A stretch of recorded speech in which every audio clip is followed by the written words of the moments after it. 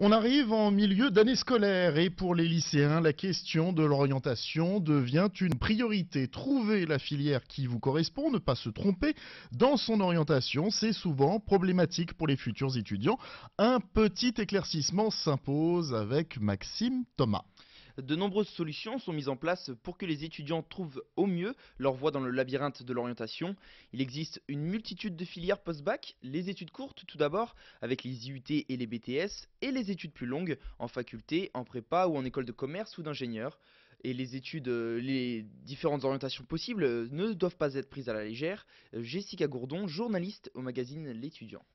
Pour s'orienter, je pense qu'il faut déjà se renseigner beaucoup sur toutes les filières et se demander aussi quels sont ses points forts et ses points faibles. Si vous êtes quelqu'un de très autonome et que vous avez une matière qui vous passionne, la fac, je pense que c'est fait pour vous parce que vous pourrez vraiment approfondir une discipline, rencontrer des très bons professeurs. Et voilà, si vous êtes passionné d'histoire, de sciences, voilà, c'est fait pour vous. Si vous êtes quelqu'un qui aime bien être encadré, qui a besoin d'être un peu, d'avoir des méthodes pédagogiques où on vous suit, des projets de groupe, intéressez-vous par exemple au BTS ou au DUT qui sont des formations en petite classe, qui sont plus dans la continuation du lycée, mais en même temps vous apprendrez un métier.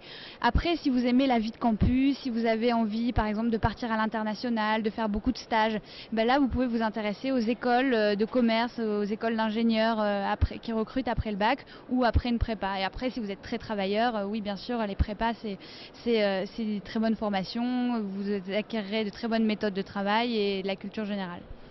Mais il faut aussi, Maxime, se poser les bonnes questions. Et ne pas se lancer dans une formation sans penser à la finalité des études supérieures, c'est-à-dire trouver un emploi. Jessica Gourdon.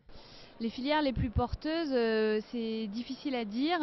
C'est sûr que pour trouver un travail, je pense que le plus important, c'est pendant toute sa scolarité, de faire des stages, de rencontrer des professionnels du secteur qui vous intéressent. Après, le mieux, c'est d'arriver jusqu'à un bac plus 5, parce que c'est un diplôme qui est reconnu sur le marché du travail et qui donne accès à un certain nombre de postes assez variés dans l'entreprise. Je ne pense pas qu'il y ait de formation meilleure que les autres.